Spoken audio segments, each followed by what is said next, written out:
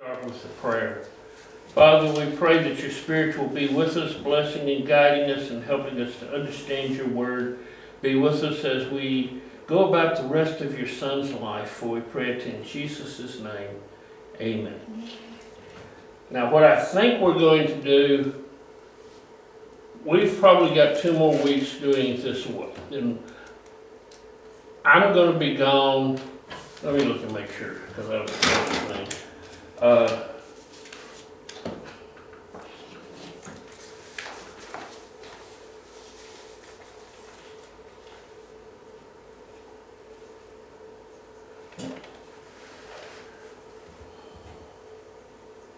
I'm going to be gone, leaving on the 18th, which is a Wednesday. So we've got 1, 2, 3, 4 more weeks. I may not get started in that until after I come back from my vacation, because I'll be gone a couple of weeks. I hate to do one little session, or we might do an orientation. I might also do a really quick through Jesus' entire life. Like he was born in Lazarus, you know, and he was born in Bethlehem, moved to Egypt, you know, and just go through his life in big swaths to kind of get us the idea. But right now we're still in his private time of retreat. As we go about this, we are on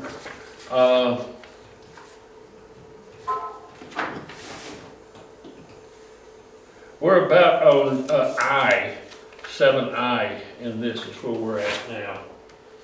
That triggered a response from one of the guests. How fortunate the one who gets to eat dinner at God's kingdom. Jesus followed up, yes, for there was once a man who threw a great dinner party and invited many.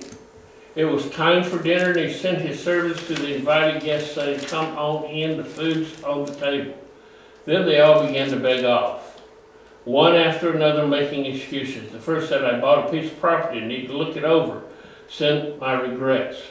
Another said, I bought 5 teams of oxen, I really need to check them out. Send my regrets. And yet another said, I just got married and I need to get home to my wife. The servant went back and told the master what had happened. He was outraged and told the servant, quickly, get out into the city streets and alleys, collect all who look like they need a square meal, all the misfits and homeless and wretched you can lay your hands on, and bring them here. The servant reported back, Master, I did what you commanded and there's still room. The master said, then go to the country roads, whoever you find, drag them in. I want my house full. Let me tell you, not one of those originally invited is going to get so much as a bite of my dinner party. Because it takes so long to cook food, you needed to know who was coming. So a supper, in a huge feast, they would send out 2 invitations. The first one is, I'd go to each one of y'all. I'm going to have a feast on February 5th. Are you going to be able to come? And you say, no, I'm not. Yes, I am. That lets me know how much food I got to cook. Then we go back and we start cooking. Now, it takes a while to cook all this food. You know, you're cooking over an open fire. You're not cooking in a microwave oven and all that. So maybe a day or 2 later, when it's all the food's ready, a second invitation is sent, said, the food's ready now, come on and eat. That's when everybody starts backing out. One of them says, well, I just bought a piece of land and I need to go look at it. You mean he bought it and didn't even look at it? Another one, I just bought some oxen and I need to go see how good they are. Well, you mean he bought some oxen and didn't know? I mean, they might have been dropping down dead. Or I just got married. Well, golly, I guess he knew that before he said he was coming, didn't he? So basically, they're just making what I call excuses, not reasons. I probably have told this story before, but I'm getting senile, so I don't remember. You might hear me say something like when somebody says, do you want some broccoli? I says, no, I'm a Christian. I'm a Christian is my excuse.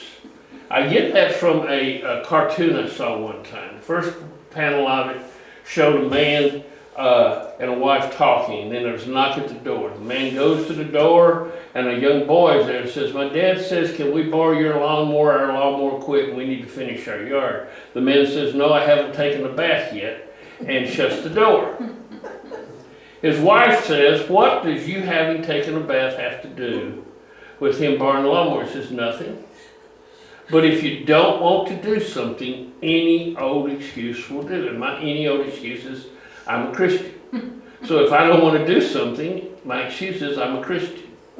Now people, and then, you know, so it confuses people somewhat, gets them upset occasionally when I say, "No, I'm a Christian, I can't." But this was just excuses. It had no real reason for them to say no, because they already knew what they were doing. So this man ends up with a huge feast and nobody to eat it. What's he going to do with all the food? Well, he goes and starts inviting other people. Now, these people are the riffraff of the community. They're the ones that aren't really able to repay him in any way. Normally, in that day and age, you would invite people that are kind of on your same social status, because you know that they're going to invite you. And so it's kind of a thing, but these people can't come invite him back. He's going to just invite in all the people that are out there. And this is what the kingdom of God is like. The first people refuse to come in, fine, and I'll go get other people to come in and be a part of it. One day, when a large group of people were walking along with him, Jesus turned and told them, "Anyone who comes to me but refuses to let go of father, mother, spouse, children, brothers, sisters, yes, even one's own self, can't be my disciple. Anyone who won't shoulder his own cross and follow behind me can't be my disciple. Is there anyone here who build a new house doesn't sit down and figure the cost so you'll know if you can complete it? If you only get to the foundation laid and then run out of money, you're going to be looking pretty foolish. Everyone passing by would poke fun at you. He started something but couldn't finish." Or can you imagine a king going into battle against another king without first deciding whether it's possible with his 10,000 troops to face the 20,000 troops of the other? And if he decides he can't, won't he send an emissary and work out a truce? Simply put, if you're not willing to take what is dearest to you, whether plans or people, and kiss it goodbye, you can't be my disciple. Salt is excellent, but if the salt goes flat, it's useless, good for nothing. Are you listening to this? Really listening? He says, count the cost. There's a cost to being a Christian. You know, we all think it is gimme, gimme, gimme. You know, but really there is a cost. It costs us something to be Christian, because it may cost us family relationships. It may cost us things that we think are dear and important to us, but when we find out that we can't live our Christian life and keep those relationships, then something has to go. And will it be our Christian relationships or what? Just like he says, if you got an army and you're about to attack, you want to make sure you can actually at least think you can defeat them. If there's no hope of winning, why would you fight the war? Now, this is a picture I use because when we were on down in Summit area near Brookhaven, Brookhaven, one year there was a big hurricane, and everybody moved up into that area and stayed in hotels for weeks and weeks on end. So this hotel decided to build a hotel there. This is 10 years after they started working on the hotel. They did this about 1 year into it and left it sitting there like that. They thought that they were going to make a whole lot of money off the hotel. Now, eventually it has been finished. I have to admit that. But they didn't, I don't know whether they just didn't count the cost of building or what they did, but they put this metal structure up to build a hotel and then quit. And let it sit there for at least 8 or 9, 10 years. We have a Mexican restaurant in Winona that's kind of the same way. They've been working on it for a year or two out close to the interstate. And they say that they're paying for it as they go is the reason it's taking so long. They don't do something unless they can pay for it. Well, yeah. Plus they got another one across town that they're still using. So. It's open in November. But, Yeah. Open in November, but you don't know which November. And so, we all understand this. We look at this and we say, well, that was poor planning.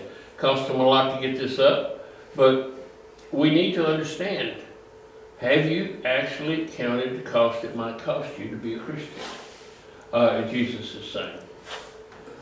By this time, a lot of men and women of doubtful reputation were hanging around Jesus, listening intently. The Pharisees and religious scholars were not pleased, not at all pleased. They growled. He takes in sinners and eats meals with them, treating them like old friends. Their grumbling triggered this story. Suppose one of you had 100 sheep and lost one. Wouldn't you leave the 99 in the wilderness and go after the lost one until you found it? When found, you can be sure you would put it across your shoulders, rejoicing, and when you got home, calling your friends and neighbors saying, celebrate with me, I found my lost sheep. Count on it. There's more joy in heaven over one sinner's rescued life than over 99 good people in no need of rescue. Now, who are they that don't need rescuing?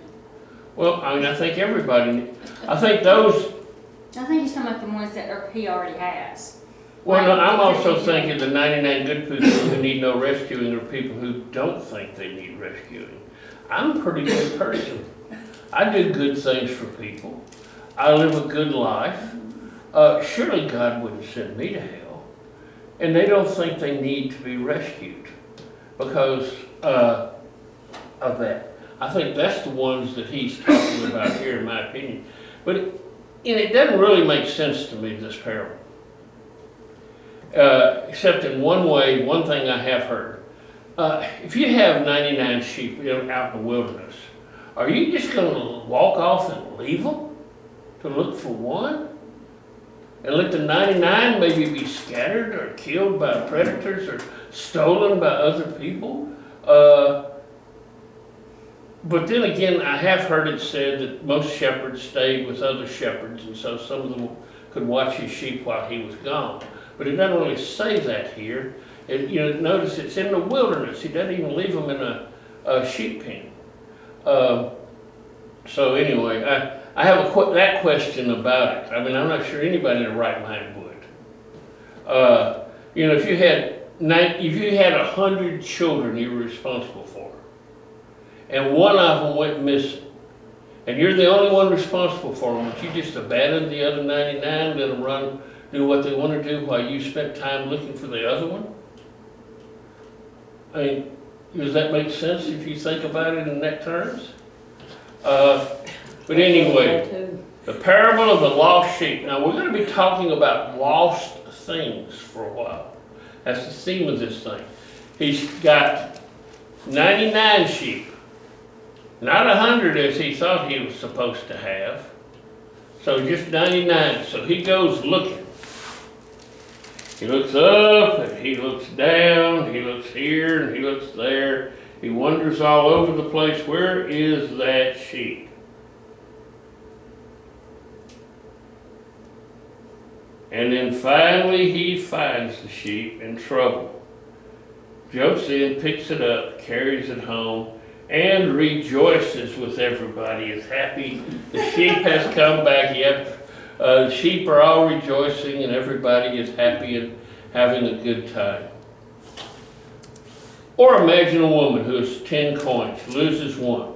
Won't she light a lamp and scour the floor looking in every nook cranny until she finds it? And when she finds it, you can be sure she'll call her friends and neighbors, celebrate with me, I found my lost coin. Count on it. That's the kind of party God's angels throw every time one lost soul turns to God.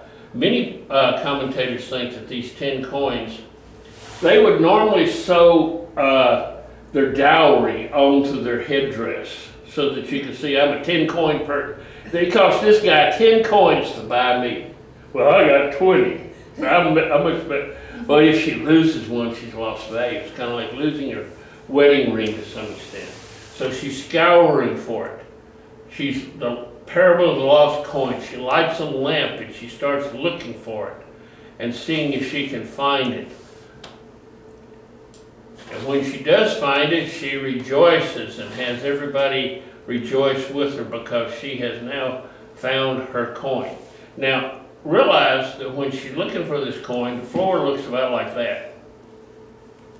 That's the floor of a house in Capernaum. This is the floor of a house in Chorazin. You got a little coin. Some of these coins aren't much bigger than this, and they're kind of already dingy and dirty. It'd be awful hard to find this, especially in a room where you have no windows, maybe a door to look at. So she's lighting a lamp and she's having to sweep and look for it. It's kind of like looking for a contact lens. It's going to be pretty hard to find, but she does find it. And then we have the parable of the lost sons. Then he said, there was once a man who had 2 sons. The younger said to his father, Father, I want right now what's coming to me. So the father divided the property between them. It wasn't long before the younger son packed his bags and left for a distant country. There, undisciplined and dissipated, he wasted everything he had. After he'd gone through all his money, there were a bad famine all through the country, and he began to hurt. He signed on it with a citizen there who assigned him to the fields to slop the pigs. He was so hungry he would have eaten a corn cob of the pig slop, but no one would give him any. That brought him to his senses. He said, all those farm hands working for my father sit down for 3 meals a day, and here I am starving to death. I'm going to go back to my father. I'll say to him, Father, I sinned against you. I sinned before you. I don't deserve to be called your son. Take me as a hired hand. He got right up and went home to his father. When he was still a long way off, his father saw him.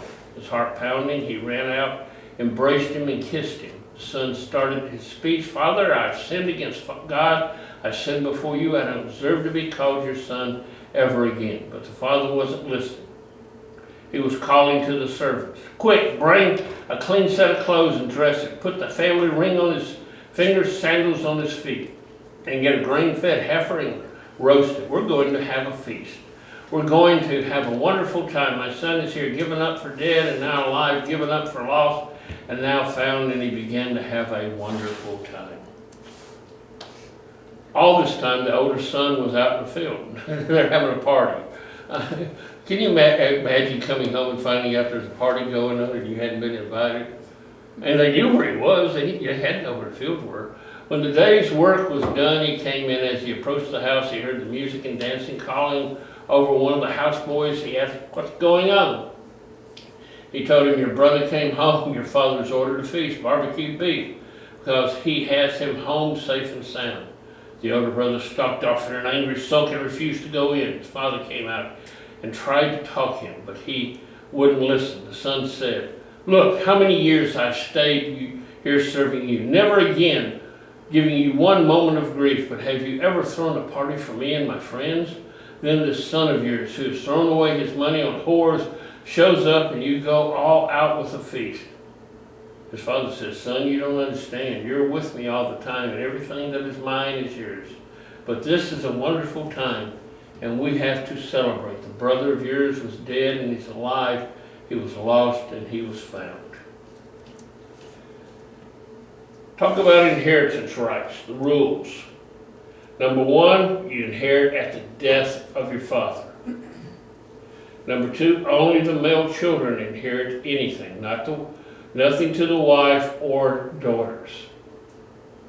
You count the number of sons and add 1, divide it into that many shares. 3 sons equal 4 shares. The eldest gets 2 shares and the rest get 1. The eldest becomes the leader of the clan at the death of his father. So those are the inheritance rules and regulations and laws that they would have had at that time. Now we have the lost son or prodigal son, as they say it. Actually, I talk about it as the parable of the lost sons, plural, or the forgiving father. He comes to his father and he says, Dad, I wish you were dead. I want my money. I want my 1/3 that you're going to give me. Now, part of that's in land, so he gives it to him, and it says that he sells that. That would be an affront to everybody in the community, because you don't sell land unless you absolutely, positively have to keep out of prison or something, because land was part of the community and he sells it to somebody who's not part of his family, that would be anathema. He takes all of his money and he decides to leave.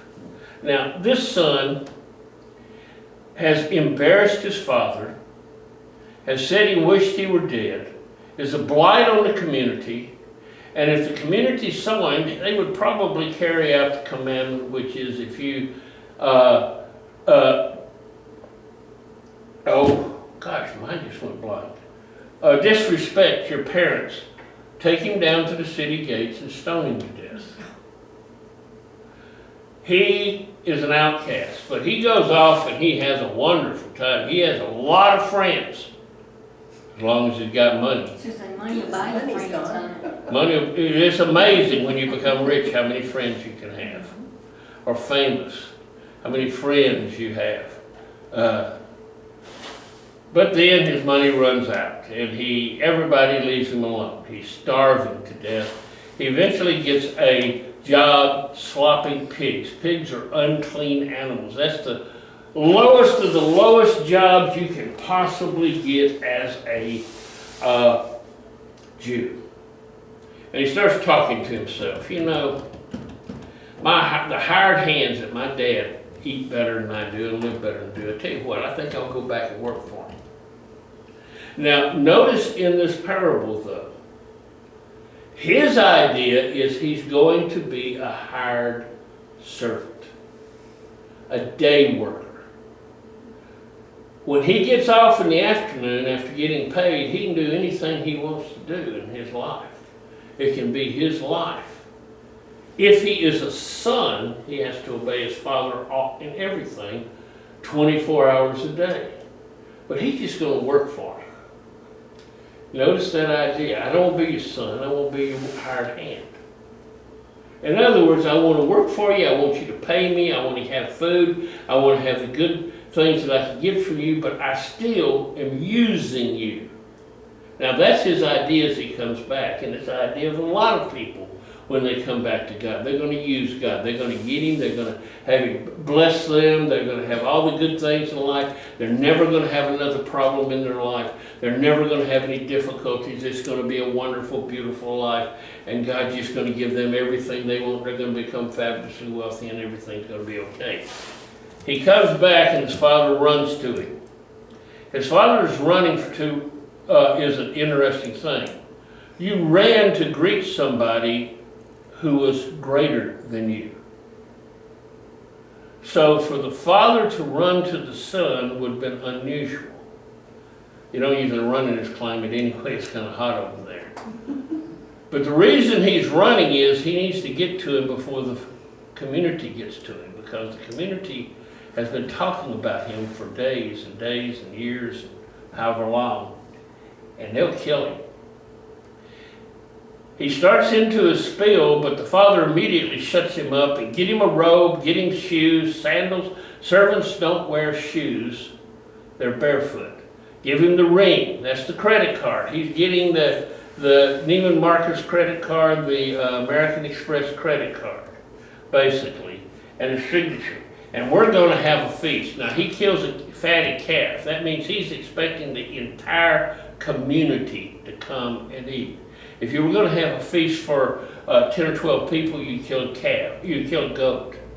But the calf will feed 50 to 100 people in that society.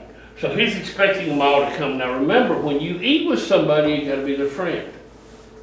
He is moving him back into polite society as fast as he can before they get this idea that we need to get rid of this guy. He's moving him into society. Now his older brother doesn't like the idea.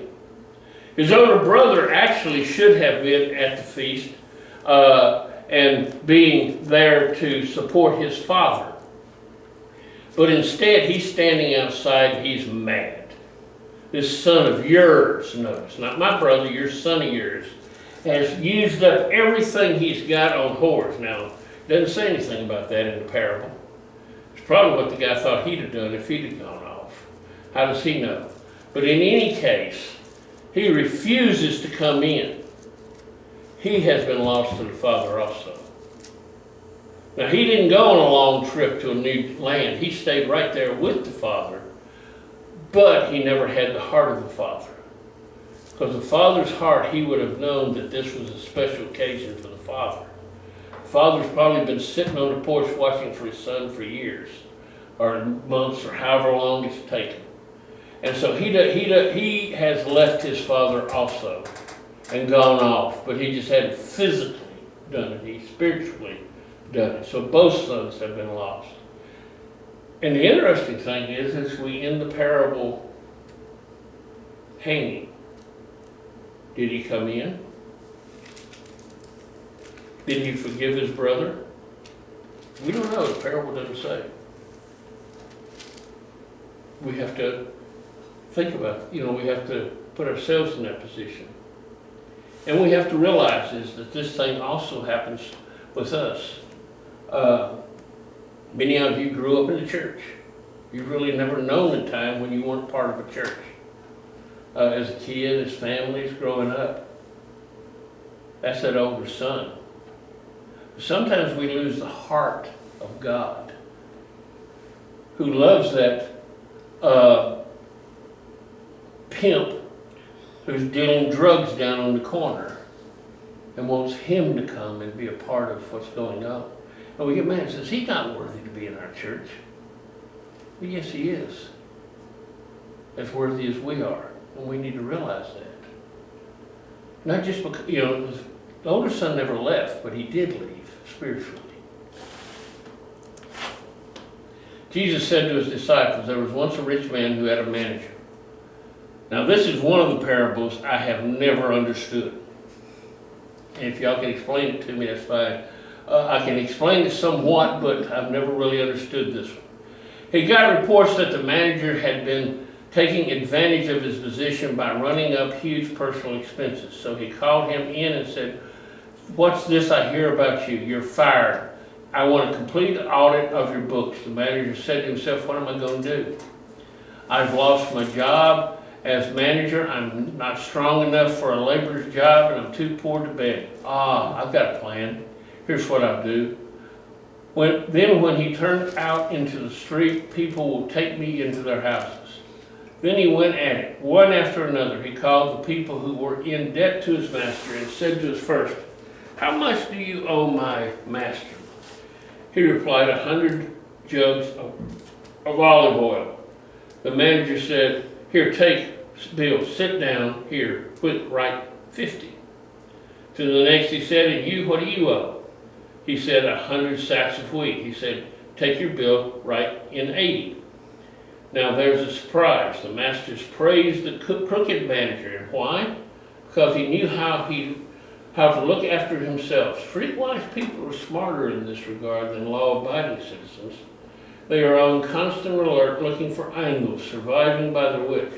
I want you to be smart in the same way, but for what is right, using every adversity to stimulate you to creative survival, to concentrate your attention on the bare essentials so you'll live, really live, and not complacency, just get by on good behavior. Now, on the face of this, the managers are cheating the man again. Now, some have said that the reason is that he was charging exorbitant interest, and all he's doing is taking off the interest and having them pay back what they owe. In terms of what they borrowed, like 50 jugs of oil instead of 100. And he's getting with these people, but I don't know, God seems to be praising the guy for cheating. Any thoughts on y'all's ideas? I mean, he's saying be shrewd like he was, but gosh, I thought he could probably do a better example than that. Or what do y'all think? I don't know. The next verse, verse 10, says, whoever can be trusted with very little can also be trusted with much. And whoever is dishonest with very little will also be dishonest with much. Mm-hmm. And we'll be there in a few minutes, but I mean, I agree. So maybe that's what it's talking about. that basic, but then again, he's praising him, it seems. I wouldn't have praised him. Is it good to do that? I mean, I don't think so. I mean, like I say, this is one of those parts in Scripture where I'm kind of befuddled. It just doesn't quite make sense to me. Any other thoughts? Well, maybe he realized that the people that owed him money couldn't pay him back, so he was being merciful maybe, or forgiving part of their debt, but still holding him up to the responsibility. That was the master's. Yeah.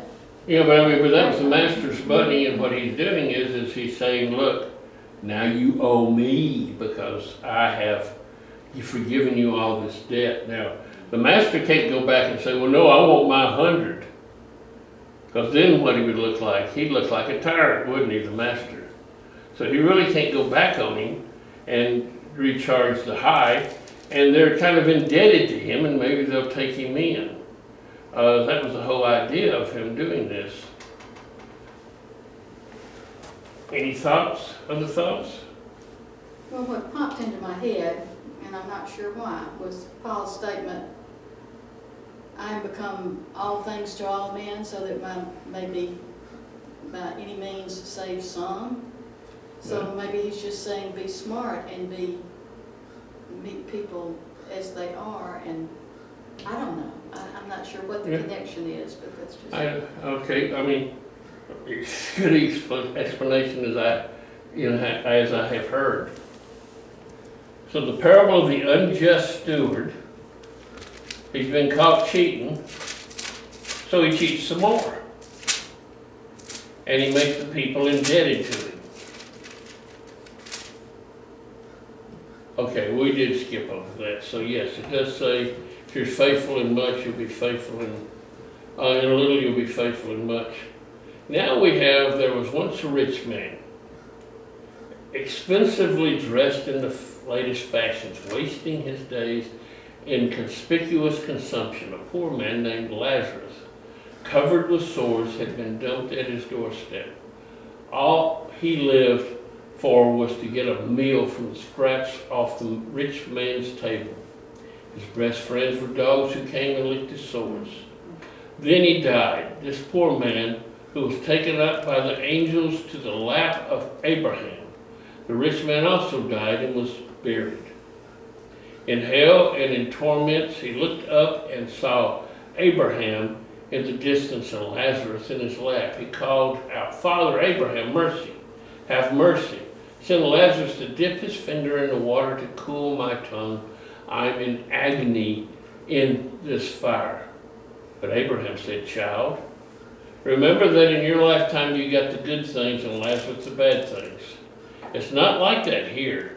Here he's consoled and you're tormented. Besides, in all of these matters there's a huge chasm between us, so that no one can go from us to you even if he wanted to. Nor can anyone cross over from you to us.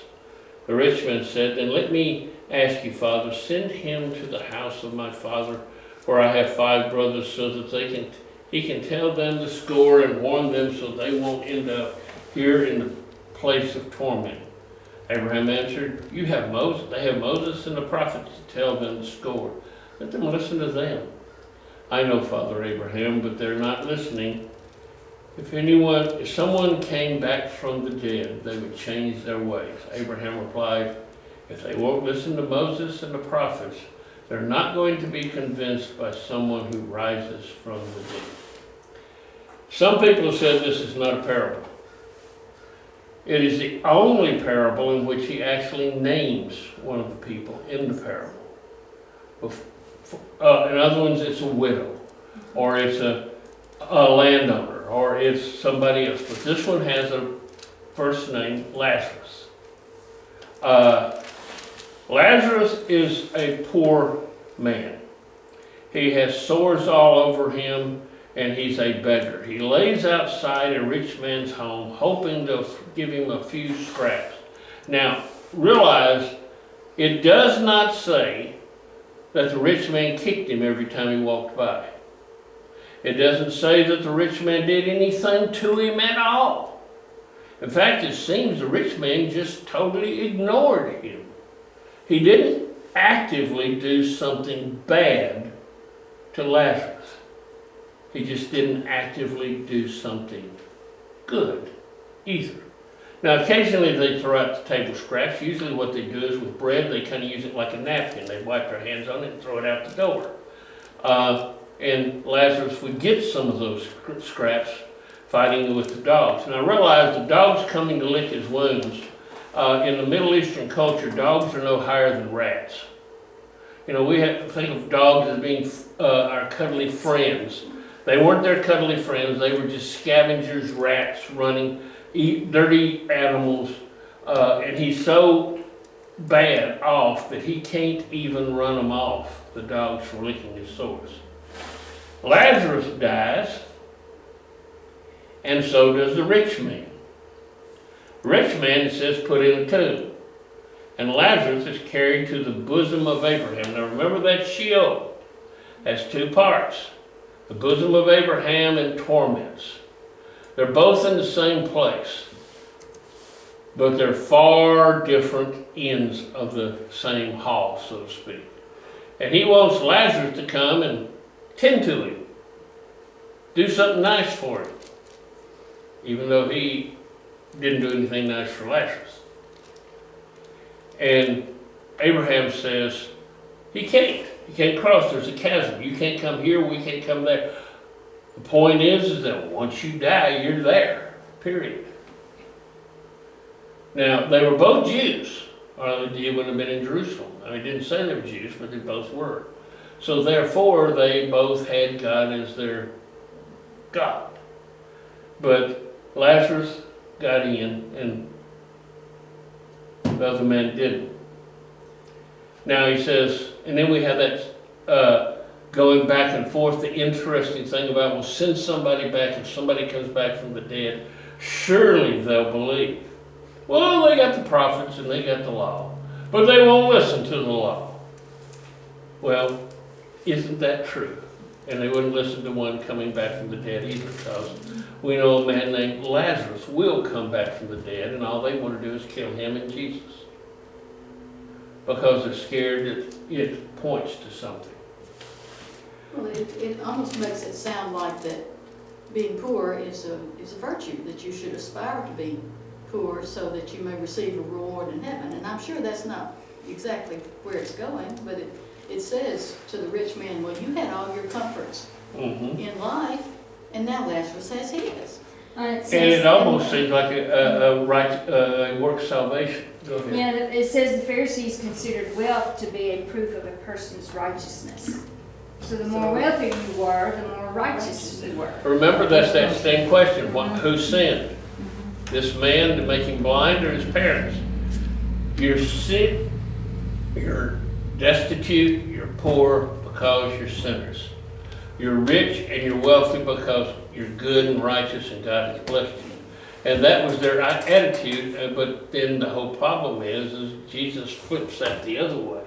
So they're really just pointing out that the stereotypes are not correct. The stereotypes they had were not correct. So they're kind of, he's flipping the thing really on his head. Alms. There are 2,300 verses in the Bible that deal with the use of money. I don't know if you know that or not. But that's what I have been told. I mean, I may not know all, but I mean, I'm going by what people have said. Now, giving of alms, I'm going to give you three things that Jews would have thought about that. To give alms only to such as are worthy was therefore made an object of special solicitude. When given to undeserving persons, it is not a meritorious act receiving reward. That's in the Talmud, which is a commentary on the Bible, talking about interpreting the Bible, Jewish interpretation of the Bible. Another part of the Talmud says, happy he that considereth the poor, says the psalmist. Psalm, whatever that is, XLI 2.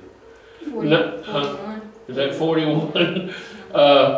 Not he that giveth, This is an admonition to us to take personal interest in him and not simply to give him money or alms. So that is again a commentary on that part. He that he hath dispersed, he hath given to the poor, his righteousness endureth forever. Wrong giving. That's from Psalms, commentary on Psalms. And the last one, if a person closes his eyes to avoid giving any charity, it is as if he committed idolatry. So there are various ideas about giving of alms. It's considered to be a responsibility of Jews to give alms. You gave tithes and offerings. Offerings were over and above the 10% tithe that you gave. And you were there's a expected lot to give of that. African American churches that do that. They'll take an offering up first, and then I don't know which one they call it, but I have been in several when they pass a plate twice. And the first one I think is what you're giving is your tithe, and the second one is just above that, and that's what goes to the preacher. That's the way I understood it. Now I don't know what they do with the second one, but I mean, that's not Methodist churches, is it? It goes to the preacher. Yeah, is it like an African Methodist Episcopal or Yeah, African something like church? that. Yeah. I mean, AME. Yeah. But United Methodist, the No. pastors have salaries. Right. So just want to make sure you understood Yeah. that. Mhm. But there are, I mean, there's a lot of non-denominational churches. My first wife's father had a church.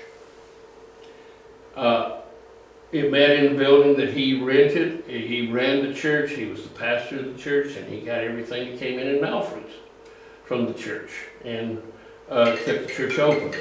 I mean, it didn't have a whole lot of members. It was an Assembly of God church. It didn't have maybe 10 or 15 people coming. But those kind of things still exist. You know, a lot of independent churches, that's how they pay their pastor, really.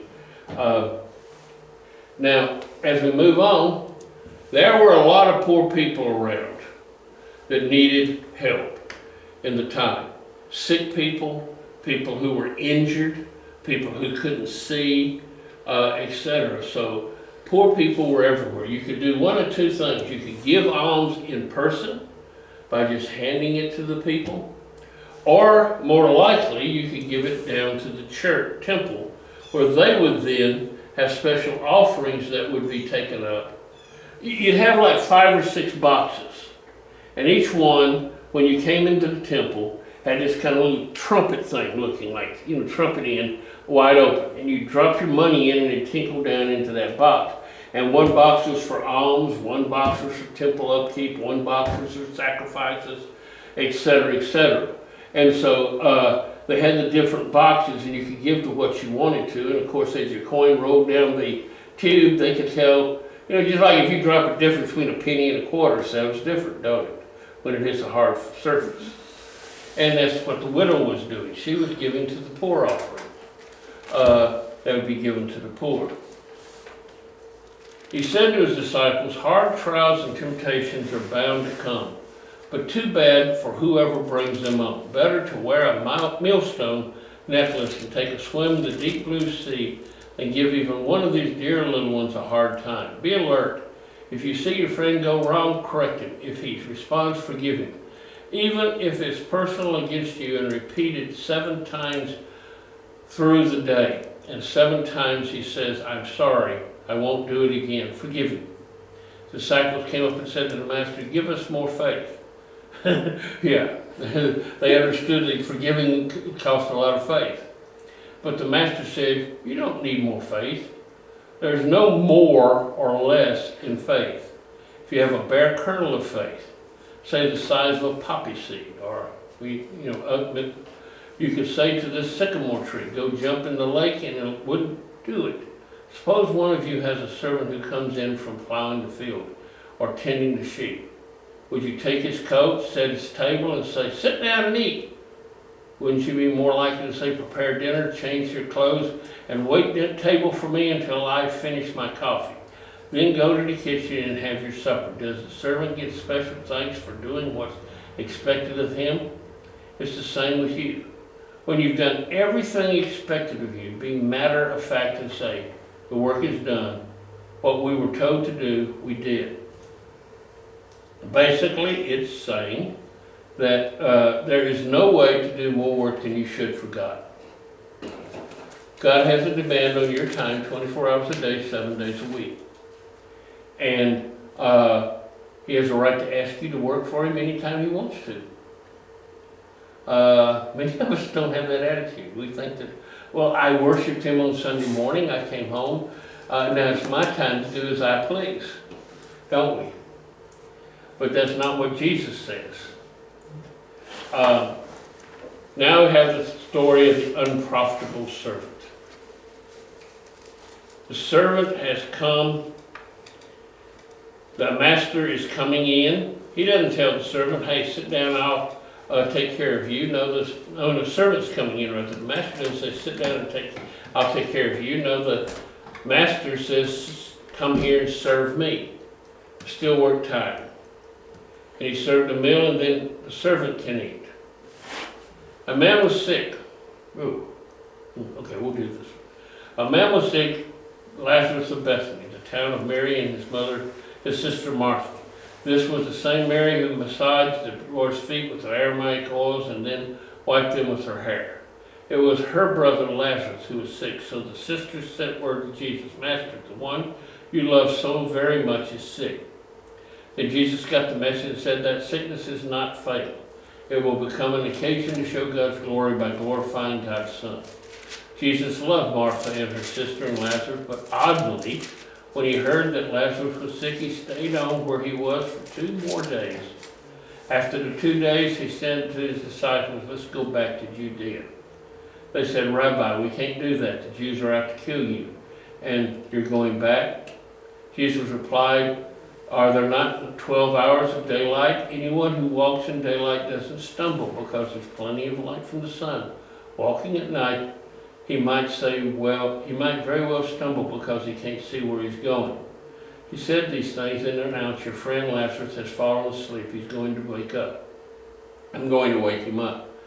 His disciples said, Master, if he's gone to sleep, he'll get a good rest and wake up feeling fine. Jesus was talking about death, while his disciples thought he was talking about taking a nap. Then Jesus became explicit. Lazarus died. And I'm glad for your sake that I wasn't there. You're about to be given new grounds for believing. Now, let's go to him. That's when Thomas, now, you know, Thomas gets a bad rap for being doubting, but he had great faith here. The one called the twins said to his companions, come along, we might as well go die with you. He thinks he's going to go die, but he's going anyway. When Jesus finally got there, he found Lazarus already 4 days dead. Bethany was near Jerusalem, only a couple of miles away, and many of the Jews were visiting, Martha and Mary sympathizing with them over their brother Martha heard Jesus was coming and went out to meet him. Mary remained in the house. Martha said, Master, if you'd been here, my brother wouldn't have died. Even now I know that whatever you ask God for, He will give you. Jesus said, your brother will be raised up. Martha replied, I know that he will be raised up in the resurrection of the end time. You don't have to wait for the end. I am right now resurrection and life. The one who believes in me, even though he or she dies, will live. And anyone who lives believing in me does not ultimately die at all. Do you believe in this? Yes, Master. All along I have believed that you are the Messiah, the Son of God who comes into the world. After saying this, she went to her sister Mary and whispered in her ear, the teacher is here and asking for you. The moment she heard that, she jumped up and ran to him. Jesus had not yet entered the town, but was still at the place where Martha had met him. When her sympathizing Jewish friends saw Mary run off, they followed her, thinking she was on her way to the tomb to weep there. Mary came to where Jesus was waiting and fell at his feet, saying, Master, if only you had been here, my brother would not have died. When Jesus saw her sobbing and the Jews with her sobbing, a deep anger welled up within him. He said, "Where did you put him?" "Master, come and see." Mary said, "Now Jesus wept." The Jews said, "Look how deeply he loved him." Others among them said, "Well, if he loved him so much, why didn't he do something to keep him from dying? After all, he opened the eyes of the blind man." Then Jesus, the anger again welling up within him, arrived at the tomb. It was a simple cave in the hillside with a slab of stone against it. Jesus said, "Remove the stone." The sister of the dead man, Martha, said, "Master, by this time there's a stench. He's been dead for 4 days." That's important, 4 days. Jesus looked her in the eye. "Didn't I tell you that if you believed, you would see the glory of God?" Then to the others, "Go ahead, take away the stone." Jesus removed the stone. Jesus raised his eyes to heaven and prayed, "Father, I'm grateful that you've listened to me. I know you always do listen, but on account of this crowd standing here, I've spoken so that they might believe that you sent me." Then he shouted, "Lazarus, come out." And he came out, a cadaver wrapped from head to toe and with a kerchief over his face. Think of a mummy. That's what he probably looked like, because they wrapped things around him. Jesus told them, "Unwrap him and let him loose." There was a turnaround for many of the Jews who were with Mary. They saw that Jesus did and believed in him, but some went back to the Pharisees and told them Jesus. Jesus has been over here across the river. He hears word that Lazarus has died, and he waits for 2 more days. That means Lazarus has been dead for 4 days. He comes to Bethany here. As he comes, or he's told his friends are in bad condition, he comes to Bethany and meets Mary and Martha. He goes to the tomb, and there at the tomb, let's look at Lazarus' tomb. This is Lazarus' tomb today, right here, the entrance to it. Actually, the tomb itself is back over in this area to some extent. You walk down some steps to it. But there used to be an opening over here, and it would have been on flat ground. You don't have to go down steps. But the Muslims also revere Lazarus. Remember, they revere Jesus as one of the great prophets. They built a mosque over this, and Christians can't come in. So some monks dug a tunnel down this way through this area, and he comes down from up here, down these steps, and this is the tomb of Lazarus. Now, where I'm standing taking this picture, right behind me would have been the opening, which has been blocked up by the Muslim mosque of actually where you could have walked in. So it's a stone laying on the ground. The stone would lay on top of this here. Now there's an opening been cut here so you can look into the tomb, but you would walk down 2 little steps and actually have to crawl in through this into the tomb itself. So Lazarus is going to have to be slid out some way and be standing right here when he comes. So it looks like this. This is the mosque here. You came down some stairs here and through this door, and so right over here is where that entry would have been. Stone would have been laying here, and back here is the tomb itself. They've cut a little area through here so you can see into it, or you can actually crawl into it through here and look back out through it. So that is the tomb of Lazarus. Now, when Lazarus comes forth, remember that the resurrection of Lazarus is not just a resurrection. Jesus has raised people from the dead before. He raised a girl who had just barely died, might not have been dead at all. And remember the head of the Jairus, the head of the synagogue. He raised another boy that's been dead for a few hours when he stopped the funeral procession coming out. Jewish tradition said that the spirit hung around the body for 2 or 3 days after death.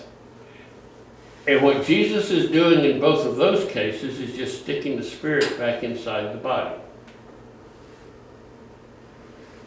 and making them, resurrecting them. Lazarus is different. After 3 days, the spirit has left. Lazarus stinks. Why does he stink? He's been dead 4 days. And remember, they don't embalm, so why would he be stinking? He's He's rotting. decomposing, right? He's been dead. Jesus is not only raising Lazarus from the dead by giving him life again, he's got to do a creation, restoring the flesh, organs, everything else back to their original functioning ability. Now, I suppose Lazarus was pretty mad at him.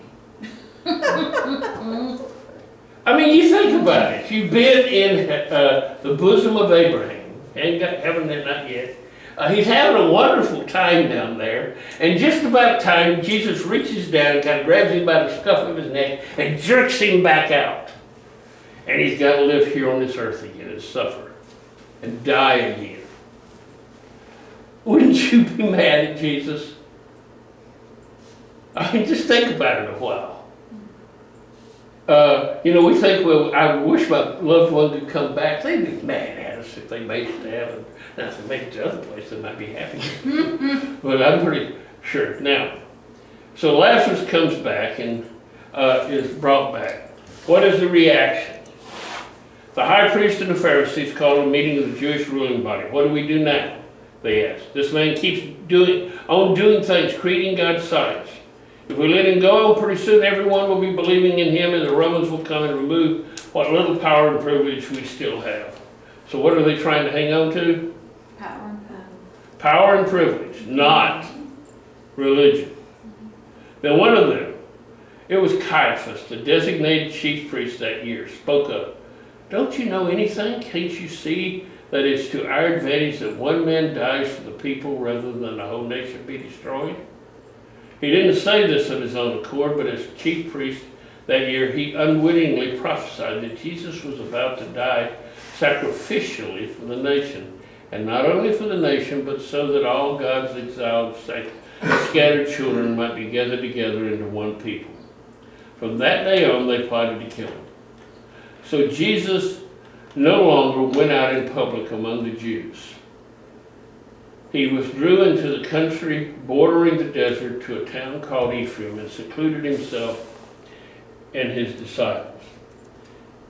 He's moved up here to Ephraim, and he's waiting up here. I'm going to go on just a little bit more, and then we'll finish up next week. It happened that as he made his way toward Jerusalem, he crossed over the border between Samaria and Galilee. As he entered a village, 10 men, all lepers, met him. They kept their distance, but raised their voices, calling out, Jesus, Master, have mercy on us. Taking a look at them, he said, Go show yourselves to the priest. They went, and while still on their way, became clean. One of them, when he realized that he was healed, turned around and came back, shouting his gratitude, glorifying God, and kneeled at Jesus' feet. So grateful he couldn't thank him enough, and he was a Samaritan. Jesus said, Were not 10 healed? Where are the 9? Can none be found to come back and give glory to God except this outsider? Then he said to him, Get up and on your way. Your faith has healed you and saved you. It's interesting. When you're suffering like a leper, even boundaries between Samaritans and Jews broke down. It was obviously a mixed group from what Jesus says, right on the boundary between Galilee and Samaria. And he finds this guy is healed. Now notice he says, Go show yourself to the priest. That is what they had to do to follow the law. There were certain cleansing recommendations they had to do, had sacrifices and all, for the priest to finally say you're cleansed and you can go back into normal society.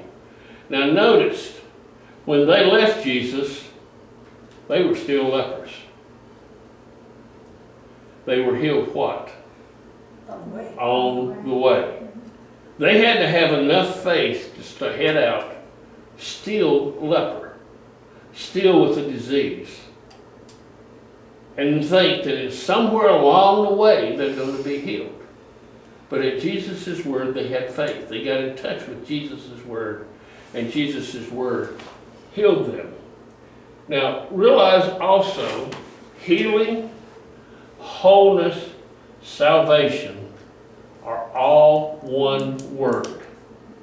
So when we go back to this, remember down here, your faith has healed and saved you. It's actually the same word. Healed and saved is the same word. And you could say made you whole. Now, so whenever you see those three words, you can use them interchangeably. And a translator has decided that these are the best words for this particular place. Some places Jesus will say your faith has made you whole. Sometimes he'll say your faith has saved you. Sometimes he'll say your faith has healed you. They're actually all the same word in Greek. And so therefore, you can't always take the English and run with it. Sometimes say, oh, well, see, here's saving them, but there it's making them whole. No, it's doing all the same. So the lepers come, they beg him to heal them. He says, go show yourself to the priest, which says, go act as though you've been healed. And in the acting as though they have been healed, they are healed. And then one comes back and thanks him. And we're going to quit there. Have you and Deborah been to